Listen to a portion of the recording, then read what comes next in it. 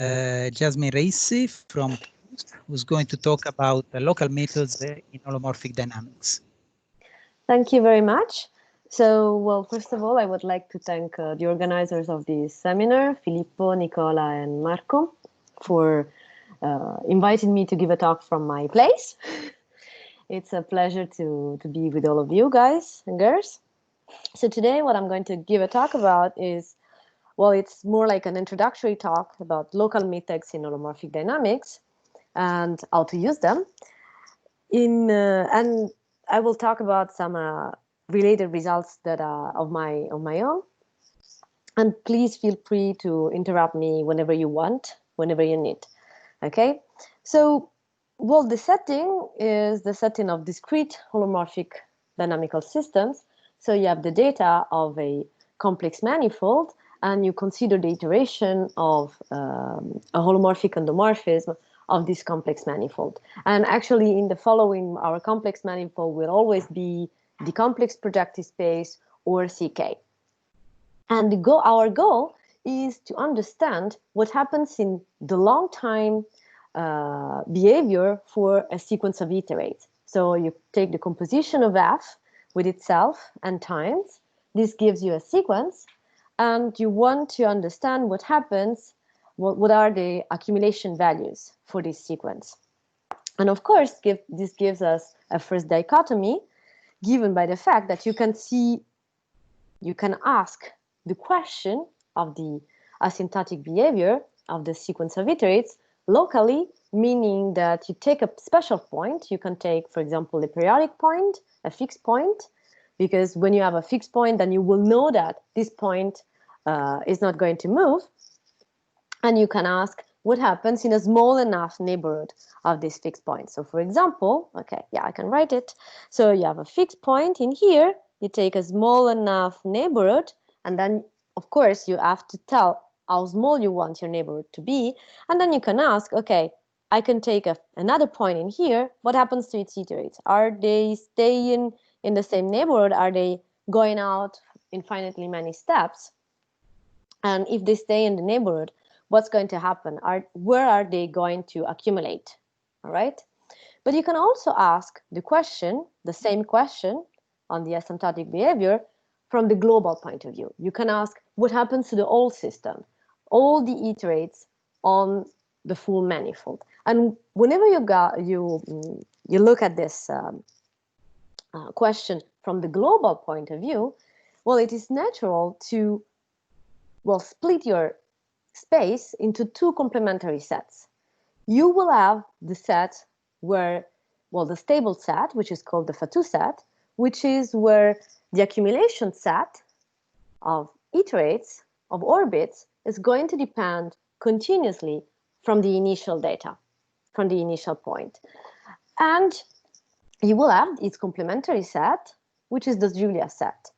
So of course, when you say that you want to characterize this continuous dependence from the initial point for the accumulation set of the orbits, you have to be more precise, and the right notion is the notion of normality. So the Fatou set is going to be the largest open set on the complex manifold X, where the sequence of iterates is normal, meaning that for every sequence in the sequence of iterates, you can extract a converging sequence with respect to the local uniform convergence on compact sets. Of course, when you present it like this, the Fatou set is the stable set, and the Julia set, its complementary set, is going to be the chaotic set. You might think that, and it's actually true, that the Julia set is going to be the most interesting and the most difficult set to study for the dynamics because it's chaotic. But on the other hand, what I'm going to try to convince you of today, the Fatou set, sure, it is the stable set. It is going to be the set where you should be able to say everything you want about the dynamics. Still, it is very interesting, and it is not so easy to characterize. So the first thing that happens is that typically the Fatou set is not connected. So you will have to consider the connected component of the Fatou set, and you will have to characterize each of them. right? And the question is going to be, can I describe the Fatou components, all Fatou components for my dynamical system? And of course, you will have to specify in which sense. This question is not well posed like it is. And the idea, and what we're going to see today, is to our local approach to this kind of questions is going to give us information on the global question. So as I was mentioning, so you have connected component, these Fatou components for short, and the first thing that happens is that whenever you take the image of a Fatou component, it's going to be still a Fatou component.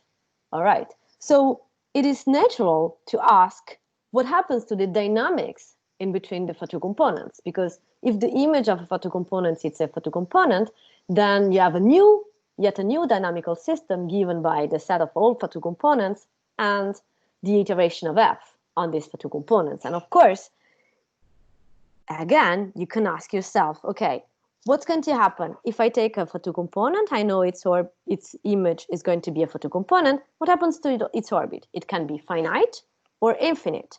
If it is finite, then it is of two kinds. Either the Fatou component is pre-periodic, meaning that, well, you iterate once and then, or two or twice, or finitely many steps, and after finitely many steps, it ends in a cycle of Fatou components, like this one in here, or it could be already in a cycle of Fatou components and so periodic. Or you could also have that the orbit is infinite, and when the orbit is infinite, your Fatou component is going to wander around forever in the space, and then it is going to be called a wandering Fatou component. But you can also ask, if you take a Fatou component, what about the geometry and the topology of the Fatou component? Can I give a model up to biolomorphism for my Fatou component? The first question is it always going to be like I'm picturing it, a bubble, something which is simply connected? Or could I have something which is not simply connected, like this one? And of course, this second question, and actually also the first one and the third one, they really depend on the dimension of the space. Because of course, in dimension one, when we are dealing with C, we have the uniformization theorem and we have the rigidity of the geometry in dimension one for the complex space. And so we are going to be able to use it. And of course, we will have some kind of answers. And whenever we get to higher dimension, since we don't have that rigidity anymore, the answer might or might not change. And of course, the last question is, okay, assume you have a periodic Fatou component, then up to an iterate, you can assume it is invariant. And then you can ask yourself, what happens to the dynamics of orbits inside a Fatou component? So it could be that all orbits are converging to a fixed point inside the Fatou component. Could be that when there is a fixed point in a boundary and some orbits are converging to this point in the boundary. It could be that I have some sort of rotation domain. So all orbits on the Fatou component accumulate on circles. Could be many things. And of course, as any question that you can ask in dynamics, well, in every kind of things in math, the first thing that you try to do is to characterize what happens in dimension one. So in dimension one, as you might expect, the answer to these questions is well understood if we restrict ourselves to rational maps on the complex on the Riemann sphere. So of course you want to deal with, well, dynamically interesting rational maps. So we will consider only rational maps of degree D, at least 2. And what happens is that at the beginning of the 20th century, Fatou proposed a classification that was later on completed. So he started by proving a part of it, and then the last part. So it became a theorem at during the 20th century with a lot of contribution that I'm not going to mention today, but just for so that you know. And what he suggested is, okay, a periodic Fatou component for a rational map of the Riemann sphere cannot be whatever. It can be only of three kinds. And actually, so if I assume it to be invariant for the sake of simplicity, it could be either a super-attracting Bayesian, so, okay, yep.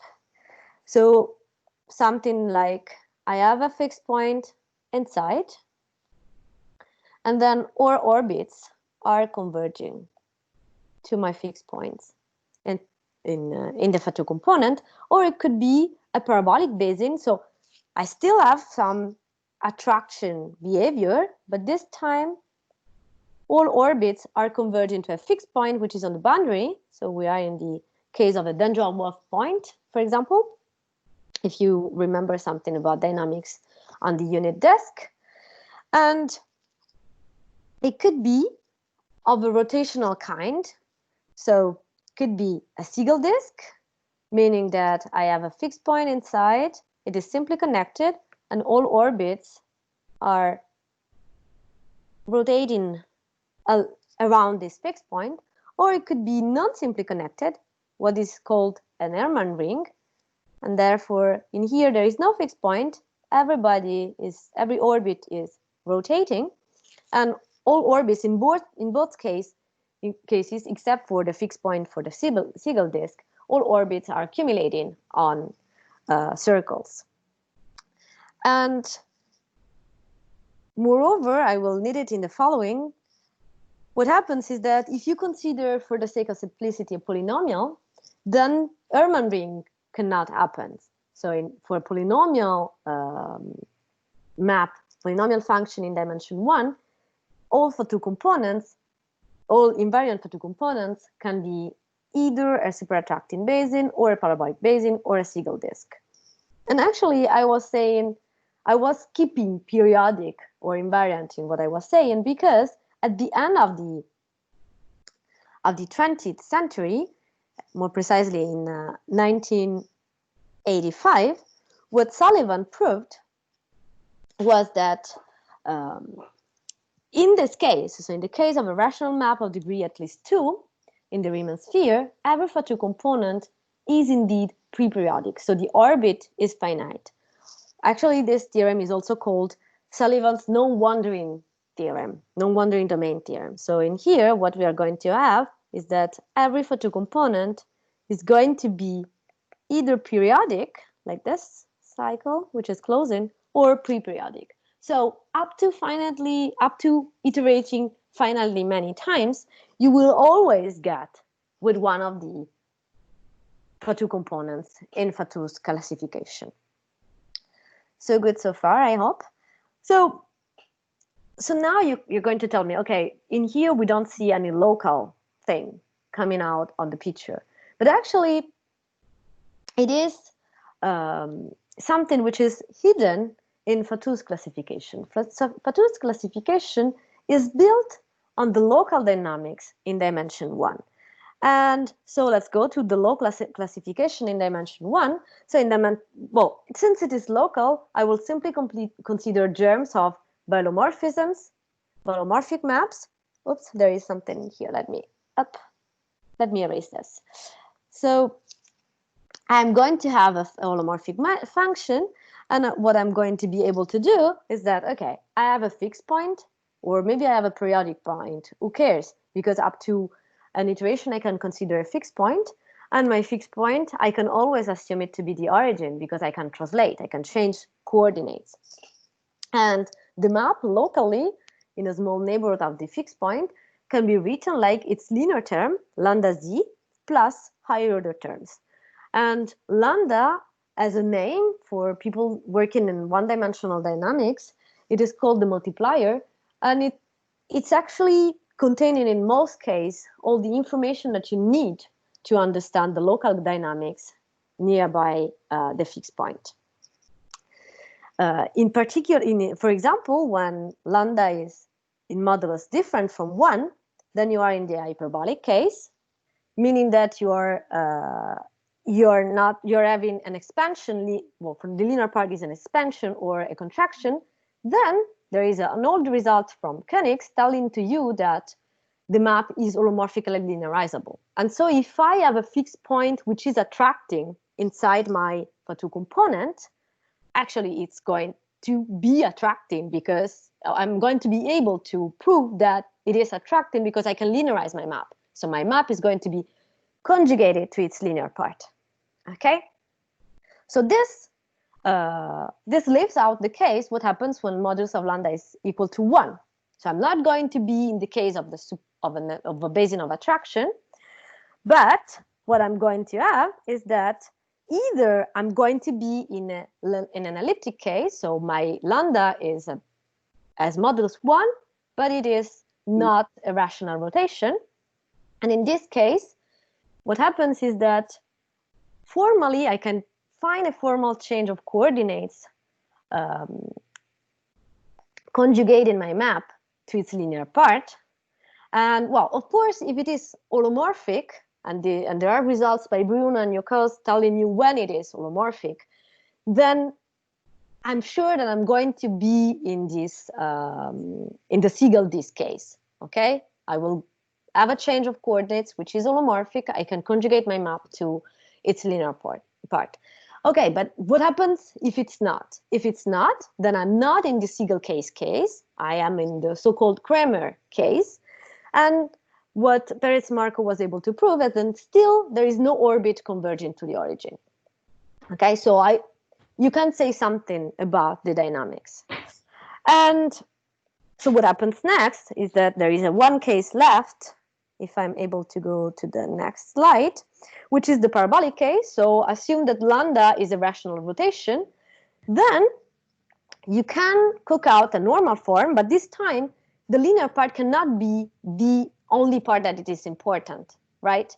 Because if you iterate a few times, what's going to happen is that you have the identity as the linear part.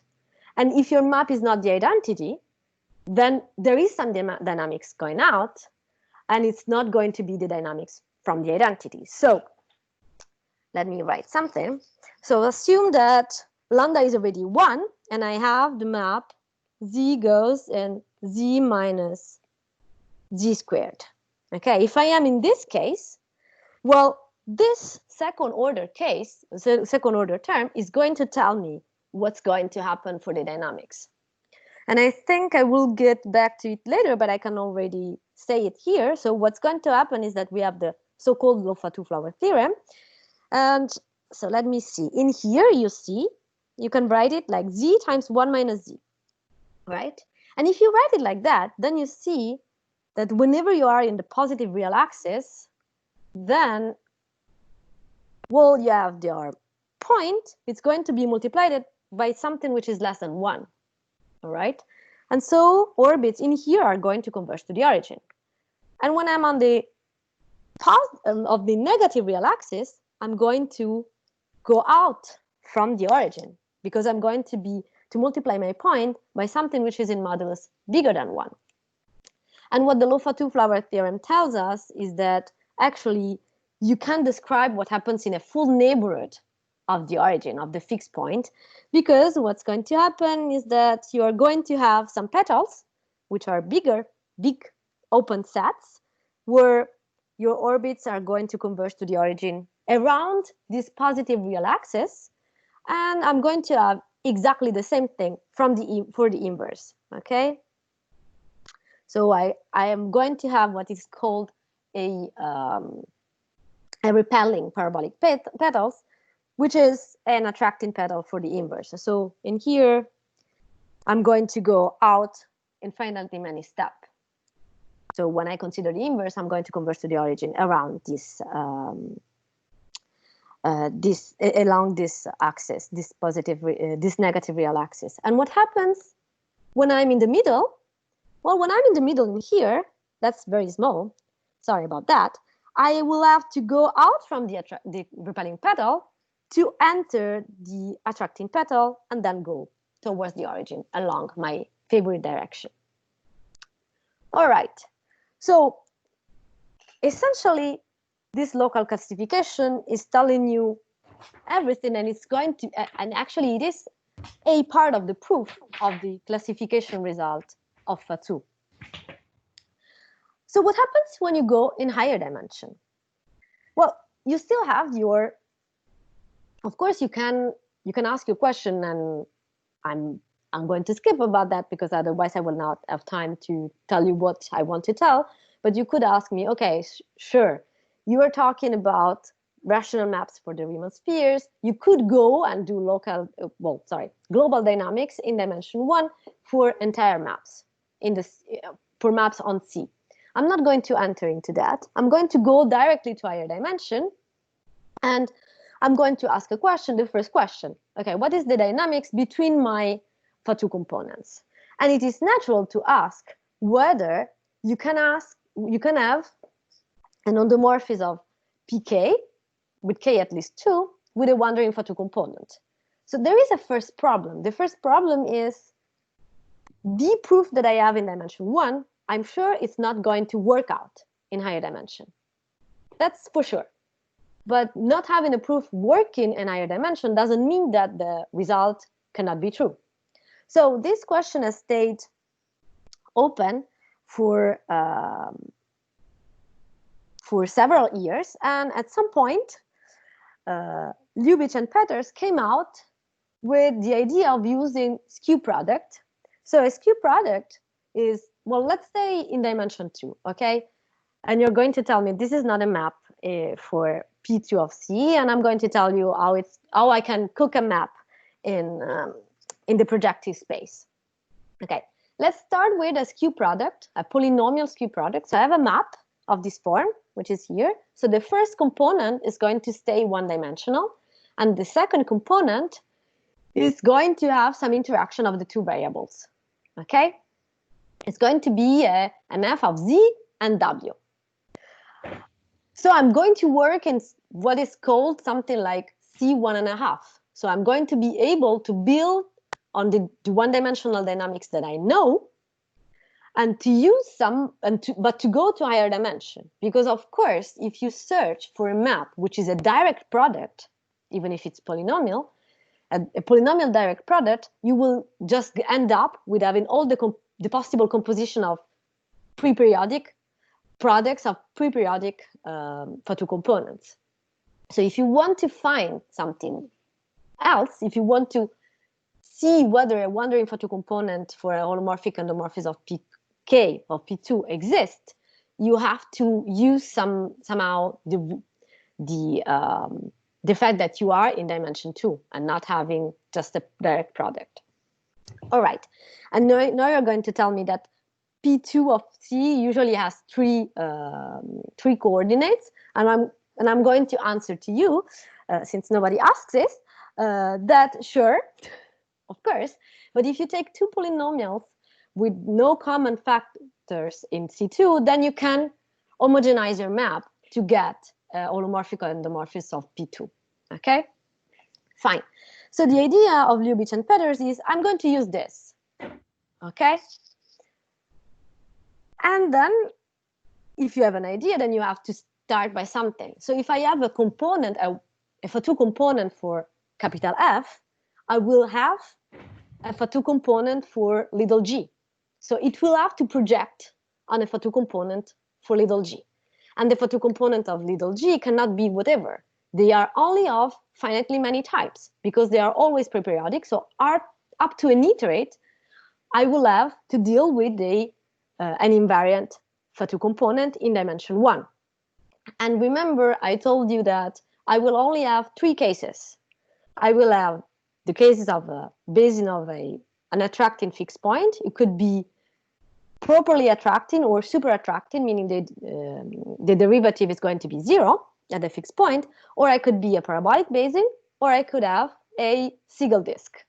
That's all I can have because I'm dealing with a polynomial g.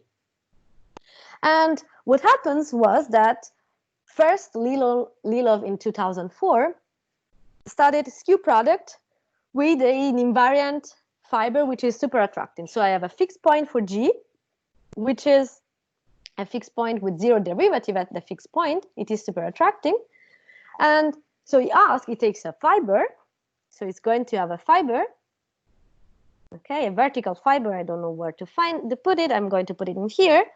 And so here I have my W coordinates. Here I have my Z coordinate. C2 looks a lot like R2. I'm sorry. So you will have to imagine C2. And what he's able to prove is that you can't have a wandering Fatou component coming nearby this super attracting invariant fiber.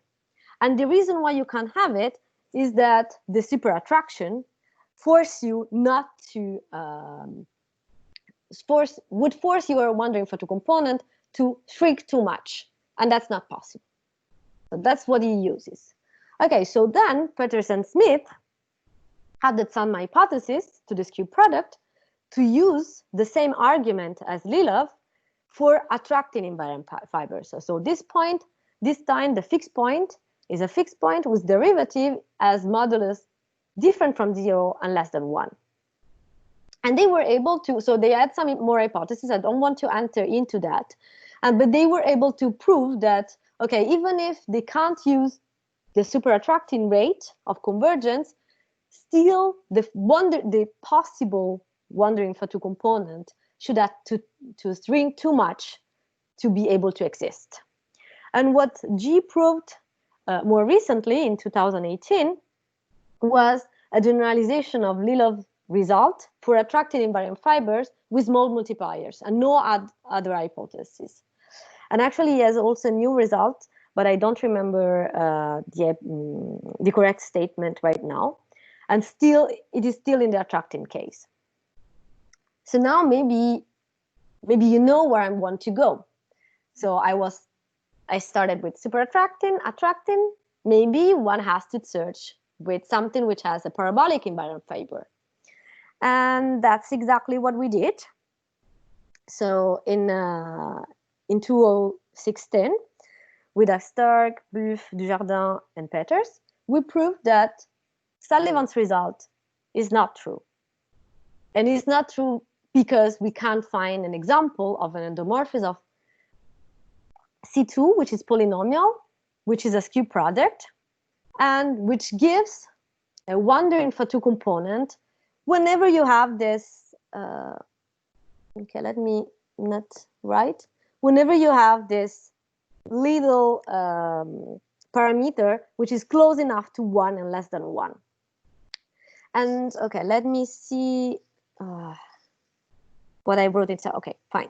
So I will tell you later the diagram. So the idea of the proof is that, let me tell you what's happening in here, in this map. What's happening in this map is the following. The first part, the first component, is a polynomial of degree 3 because I need it to be of degree 3 because I have a degree 3 term that I need to use later in the second coordinate. And in the first coordinate, what's happening is that I have what I was showing to you before. I have my parabolic function, an holomorphic function at 0, which has a fixed point, which is parabolic, of order of multiplicity 2. And remember, actually, what I told you about the Fatou flower theorem, I told you what's happening for the map z goes to z minus z squared.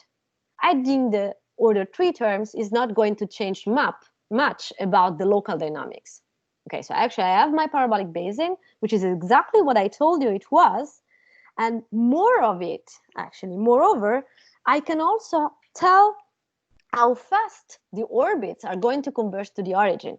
So actually, what is going to happen is that if I consider Wn is the nth iterate, Wn is going to behave like 1 over n. Okay?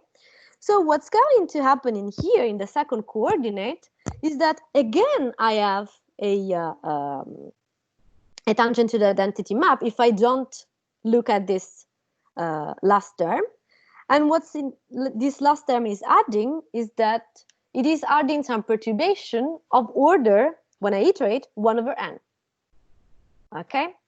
And whenever you perturb so in dimension 1, whenever you perturb a tangent to the identity map, so a parabolic situation, what's going to happen is that you have a full theory, which is called the theory of parabolic implosion in dimension 1, which tells you what's going to happen. So the idea is that if you add your perturbation cleverly enough, say you have z plus, so little f epsilon of z, which is of the form z plus z squared. Okay, I still have to take this az cubed term, fine, plus epsilon squared. So depending on how this epsilon squared is going to work out, you might find yourself in this situation that, remember, for f0 of z, you add this to an attracting pedal and a repelling pedal. I'm sorry, this is completely okay. So this is going to be the attracting one. This is going to be the repelling one. Okay, they should intersect, whatever. And in here, you're going to converge. Here, you're going to go out, and in here, you're going to converge. Okay, fair enough. So now, if my epsilon is, so if I'm adding a positive epsilon, what's going to happen is that I'm going to open these petals, and I'm going to find myself with two slightly repelling fixed points, and so in here, I'm going to have repelling, and then if I take a point starting in here, its iterates are going to pass through this sort of channel in between these two slightly repelling fixed points, which is usually called a egg beater following Duadi. So what is changing in our situation is that I was not iterating the same map with always the same epsilon. In here, what I'm going to iterate is something which is changing with respect to W. So at each step, my W is going to change. So I don't have an autonomous situation. Okay, so good so far. So what the idea of the proof of this result is the following. So what we were able to prove, everything is going to stay on one key proposition, which is the hard part to prove, and which is the following. If I iterate 2n plus 1 times f, so this iterate, I'm going to have, okay, the first component, of course, it's easy. It's just an iteration. And if I started at n squared, I add n squared plus 2n plus 1. I'm considering the n plus 1 squared iterate of g. And the non-autonomous part is going to behave more or less like a one-dimensional map, which is this L of f. I'm not going to enter into any details of this L of f, but this L of f is going to have a fixed point, this fixed point. And so when I iterate it's n squared, and I take any small disk in the attracting basin for the W part, and I take a small neighborhood of this fixed point for the Z part, what's going to happen is that I'm going to have some convergence. And my map Fn squared is going to converge to 0, psi. So I have found a small open neighborhood, open set, where I have that whenever I take the family of iterators of f, I can extract a convergent sequence. All right, so it has to lie inside a Fatou component. And so I'm going to prove that this Fatou component has to be wandering. And why is that? Because when I consider the image of this component, well, I do the same thing, and what I'm going to go towards, so iterates are going to converge to the point little f of psi, 0 little f of psi. And now I'm going to use again what I know from dimension 1. This C point is never pre-periodic for little f. And little f, sorry, it was this map. I just noticed that I didn't say what little f is.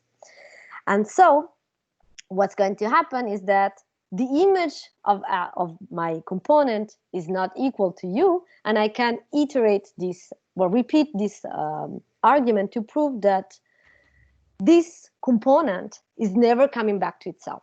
And so it's wandering, so it answers to the question about wandering for two components in higher dimension. Okay, so of course we do it in dimension 2. Add whatever you want, add something which is contracting in the other coordinates, you will get a Fatou or the identity whatsoever, and you will have a wandering Fatou component in any dimension. Okay, so I think it was a little fast, maybe. I should have, I should have still some time. Yes, you do. Yeah, okay. So I will tell, so this is telling you what I used. So let me skip this. Sorry about that. And let me go for two components in higher dimension. So you remember you have another question. There are two more questions. The first question is, okay, what is the geometry of an invariant Fatou component? And the second question is, what is the dynamics inside a Fatou component, an invariant Fatou component, for example? And actually, these are kind of hard questions. There are some answers, but there is not such a complete answer like in dimension 1. And even if you tell to yourself, okay, let me restrict to holomorphic automorphisms of CK. Let's stay in C2 if you want. And well, if you try to classify the easiest Fatou component, the attracting ones, then the classification is not completed yet. So let me tell you what one can do. So the first thing that one can do, okay, let me define what an attracting Fatou component is. So I will tell a Fatou component which is invariant. It is attracting if there exists a fixed point in the closure of omega where all orbits are converging. So this is pretty strong, okay? I'm telling all orbits are converging to a fixed point, which is in the closure of omega, and it is clearly actually a fixed point. And then, of course, you have two cases. You have the case that when P is inside the Fatou component, so a Fatou component is recurrent if P, so an attracting Fatou component is going to be recurrent if P,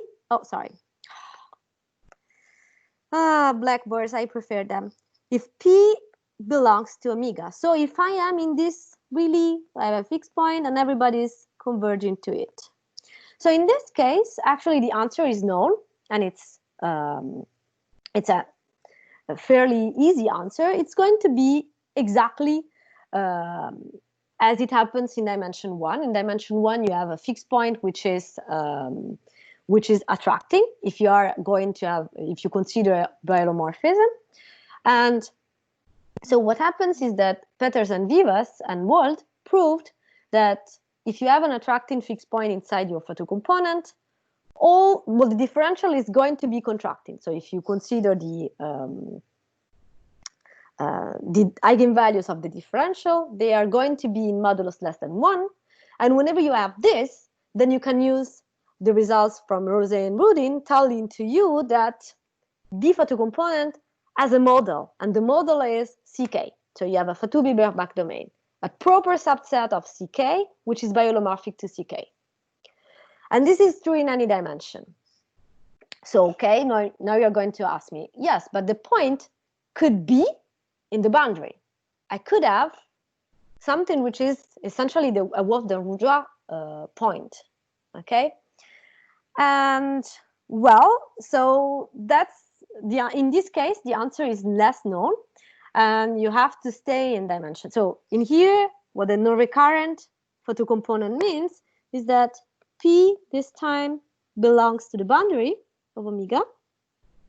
So I am in my favorite case. So I have all orbits converging to a fixed point which is in the boundary. And then up to not so long ago, the only known case result was a case of polynomial automorphisms of C2 in dimension 2. And it was proven by Lubitsch and Peters. What they prove is that in this case, the differential is going to be semi-attracting. So you're going to have a one eigenvalue, which is 1. The other one is going to be less than 1 in modulus. And again, then you can use this time results by Weda to prove that, again, you have a Fatou-Biberbach domain. You have omega biholomorphic to C2.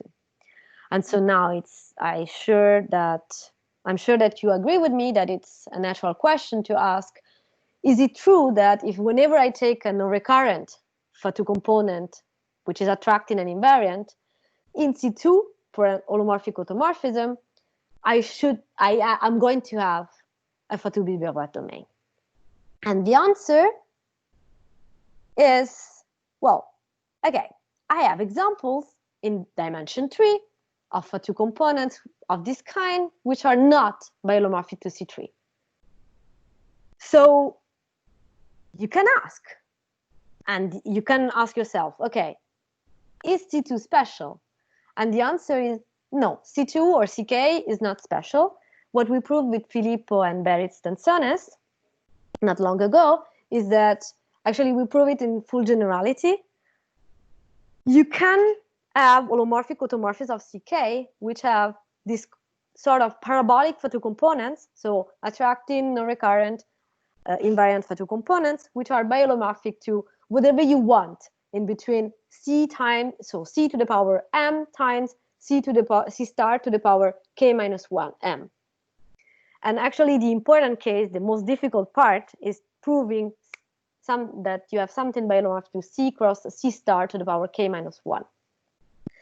And so I think I'm going to stop before telling to you something about the proof. I will stop before what I was planning to do. It's not a problem. But let me tell you what are the consequences of this result. So every attracting invariant Fatou component is, by a result of Weda, a Runge domain. So I think, since we are all in complex analysts, I don't have to recall what a Runge domain is, but if I have, I will do it with pleasure. So, and actually this result, so Weda, what he is using is Cartan-Tullen's lemma. So it's, okay, let's take it as a black box. And so our component is the first example of a copy of C cross C star embedding in a Runge way into C2. And actually, you can generalize it to any dimension. And this was a question which stayed open since, I think, 1955 from a paper in Jean-Pierre Serre. And actually, this result has opened the way to new results. So let me mention a very recent result by Josias Repicus. So he proved that the Fatou component that we built is indeed coinciding with the Bayesian of attraction of the fixed point, which is on the boundary. And on this component, the map is conjugated to the translation by want in one variable. And actually, furthermore, he proved another result that, so what we did was to prove that you had one non-recurrent Fatou component in C2 so essentially we proved some sort of an analog of the Fatou-Flower theorem, not exactly, but with one petal. And what he proved is that actually you can generalize it to several petals, several non-recurrent Fatou components, each of them biholomorphic to C cross C star, and doing what they have to do. So F totally invariant for some iterate of the map, but not the previous iterate. So for all the combination that you might want to have. And actually another related result is due to Bachstaller, Bracci, and Peters still in last year about the existence of parabolic Siegel cylinder. So again, attracting the recurrent Fatou component, which are invariants, where the map is conjugated to the translation by one, but where every limit map has dimension one, and it's and the Fatou component, I think, is, if I'm not mistaken, is by holomorphic to C2 with limit set 0 times C. So Filippo is here, so he can give it the correct statement if he wants. And so just let me give the strategy of the construction, and I will call the day, because or maybe one more slide. I will see. We'll see that. Okay, I think I started at 5, so maybe I can go at least until 6. But let's see later. So okay, let me give you the strategy of the construction in dimension 2, because it's in all the important steps are in dimension 2. So why do it difficult when you can do it easily?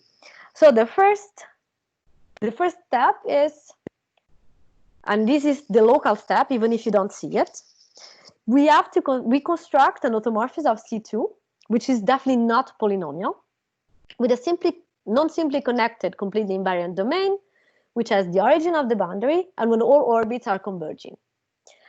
And then we have to prove that this is biholomorphic to C cross C star. And we would like to stop here. We would like to say, okay, look, this is going to be your Fatou component. And the problem is that a completely invariant domain doing what we want, the origin, the fixed point is on the boundary, all orbits are converging to the origin, is not going to be necessarily a Fatou component. And so we had to add another hypothesis on F to prove that we can find an automorphism of C2 satisfying 1 and 2 with omega being a Fatou component. And we wanted it to be a Fatou component because otherwise we can't apply Wedder's result. Okay, Wedder's result is concerning Fatou components. So to be able to say that omega is a Runge domain, it has to be a Fatou component. And also we wanted to say something about Fatou components, not something about invariant domain by holomorphic to C cross C star. And let me just tell you where the local construction is, because I was telling you that we used a local construction in here, and the idea is that we start with a map which is sort of an elliptic map. So this map is not an automorphism of C2, because first it's polynomial, and polynomial automorphisms C2 are classified, and this is not one of those. And if you look at it, it's not going to be an automorphism. Fine. So, and the end there, before you ask, is because it's a normal form. Okay, what's happening in here is that, let me see, yeah, let me do it in here. What's happening in here is that this map is going to leave invariant defoliation, the holomorphic foliation, the union on C in C, Z times W equal to C. And on it, it acts like a tangent to the identity map. So if you multiply the two coordinates, what's happened to the iterate of a point in a leaf, Z times W equal constant? Well, what's going to happen is that a leaf, Z times W equals to constant, is going to go to another leaf, and the action is going to be tangent to the identipico. Because if you multiply these two coordinates, what's going to happen is that you're going to have lambda Z times lambda bar W times 1 minus Z times W over 2 squared. And this, if you call Z times W equal to U, is going to be equal, so this is going to be U1, so the first iterate, and it's going to be U minus U squared plus higher order terms that I don't want to compute. And then we can build, so actually this is something that Filippo did with Dima, so the Dima-Zaitsev, the local dynamics. You can build on this one-dimensional dynamics to prove that you have a parabolic basing of attraction, which is of this form, for this map. And actually, you can prove more for any map of this form whenever you add in here a rest in ZW with L big enough. And we can be more precise on that. And then after you've done that, how do you go from local to global? Well, you use Forsneris result about interpolation of jets and you can always find an automorphism of this form. And then you only have to prove that. So actually, in this statement, there is an easy part, but I'm going to tell you what the easy part here is this is going to be a completely invariant parabolic basin. That's easy because I had something which was a parabolic basin locally, and I'm just globalizing it. And the difficult part is to prove that it has to be biolomorphic to C cross C star. And the second difficult part is that you have to add an hypothesis on lambda, which is an arithmetic hypothesis, to be sure that this omega is indeed a Fatou component. But I think my 50 minutes are gone. Actually, I'm also already at 52. So I'm going to skip for the very last slide to last slide. Thank you very much for your attention.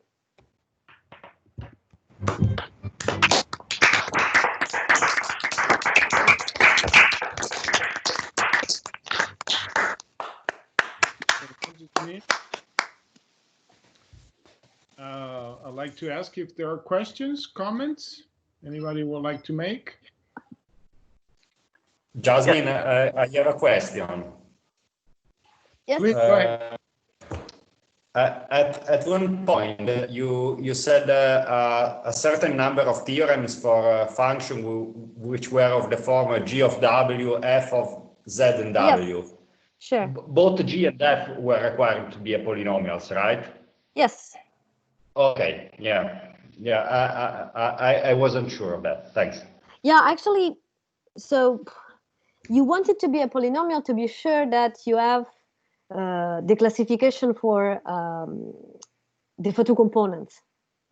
But if you already start by saying, okay, I have an attracting fixed point and an attracting invariant fiber, you don't use much about the fact that it is a polynomial. Because at the end of the day, so for example, I didn't mention it, but for example, you can also, we have some results about the elliptic case. So when you have a Siegel disk, if you start by saying, I have a Siegel disk, you can still say some stuff. Actually, you don't need it to be a polynomial at all. It is needed to be a polynomial because in your mind, you have that, well, at least in our mind, we had that, well, in these people's mind, they had that they wanted to construct examples in PK. And if you want to go to PK, you have to start with a polynomial. Otherwise, you have no hope to build an example there. Okay. So the idea to have polynomials is just that so you can go to PK because you have things that can be taught as a homogeneous polynomial and the dynamics there has sense. But not only that. Is there anything known if we are seeing it just as the dynamics in CN, and if one of the two maps is not a polynomial and the other is maybe? I'm not sure. I'm not sure that we entered that much into the question, but what I would say is that their proof work for, I mean, whenever you use a local proof, the fact that you add a polynomial or the fact that you have a map, you don't really care about it because what you're only using is the first 2 or 3 terms, the linear term, and when you are, so let me enter a little more in the details. What they're proving in here is that the Fatou components on the invariant fiber are bulging. So when you say, okay, look, I have my f and my f of z0, this time is no more a polynomial. Then there are 2 problems. Well, the first problem is that you have more Fatou components. You could have Baker domains there. And that's something that you don't really want to enter it. But you could tell yourself, look, okay, well, let's do that. Let's use the fact that I could have Baker's domains and they could stay there. And let me see whether my Baker domain can bulge, can come from a 2-dimensional component that can go to a 2-dimensional component. And then, so what it is proven in here, of course, doesn't take care of it. But what they prove for the parabolic for two components, that's for sure going in this case. That's going to work out. See what I mean? Yeah, thanks, Jasmin. Are there any other questions or comments? Yes, I have a question. Please so go ahead. you mentioned that in one dimension, Perez-Markov proved in the elliptic case, you cannot have any orbits going to the fixed point. Exactly. Is there any similar result, at least if we assume there are no resonances in the, let's say, two-dimensional case? So you want to know whether there is a similar result to Perez-Markov's result? Well, I don't know. Is that the snail lemma, or is it another way of? No. So there is no snail lemma in there. So Perez-Markov, what he does, he takes a point which is actually a neutral point, and what he proves. So what he proves is that there exists a Siegel, what he calls a Siegel compacta. So if you have, so you could have an airy pedals, you could have an airy Siegel disk. So if you have a Siegel disk, of course there is no body converging to the origin because everybody is accumulating on a circle, right? And so the importance of Perez-Markov result, to my point of view, is when it deals with the neutral non-linearizable case. In that case, so in the elliptic formally linearizable case, but not holomorphically, it proves that the existence of a hedgehog, or he calls it a Siegel compacta. And then on the hedgehog, you can prove that there is no orbit. So this is an invariant, a totally invariant set, backward and forward, accumulated on your point. So your point is on it. And when you counterlinearize, it has no, is at empty interior. And then by using this, you can prove that there is no orbit converging to the origin. So this is part of the proof. So to answer to your question in higher dimension, the only known results so far are those of Ljubic, Tanase, and Radu. And actually there are two. So one is also with Firtsova, but let's take the last one. What they do, they deal with the semi-elliptic case, semi-parabolic. So one eigenvalue is less than 1, and the other one is elliptic. So you surely don't have resonances.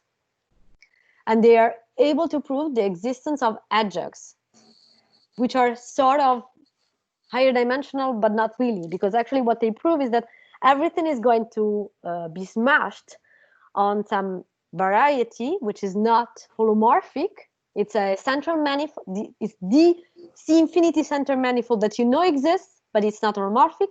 And on it, you can find a hedgehog, what they call a hedgehog. And then, since it is one-dimensional, what they do essentially is that they recover Perez-Markov results in there. But the construction is quite, it's kind of, it's working only in this particular case. And if you try to use it to go towards the fully elliptic case, then it's not working. Okay. It's not working because the neighborhood is shrinking too much. So at least in that case, can you say something about the existence of attracting orbits? I think I'm almost sure, but I'm not. I mean, you get the stable manifold, I assume, but maybe you can say something about open attracting sets. So what I'm saying is that what they say. Let me go to in here so that I can write something on, and you can see it. What I'm saying is that everything in their case.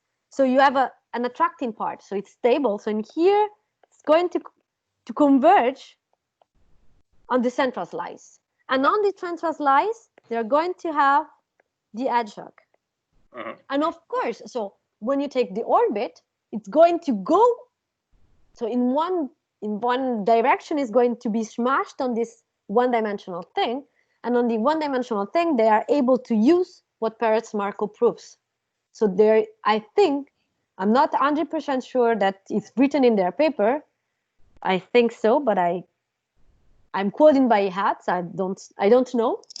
But they should be able to prove that in this case there is no orbit converging to the origin, but the origin itself. But wait, should there not be a stable manifold in the attracting direction? Yeah, what I'm saying is that if you take out the origin, the slice of the origin, the slice of the origin, yeah. then there should not be other points. Okay. But I'm not sure because it's not my result, and but that's what it should be. And that's the only known result. Is that published? Can I find it? Of course. I mean, it's. I'm not sure that it is published yet. I think they had some referee problem, but these are two papers on arXiv about hedgehogs. You search hedgehogs and you search Lubitsch, and there are two papers about that. Okay. Thank you very much. You're welcome. Are there any other questions? Well, otherwise we thank Jasmin again. Thank you very much.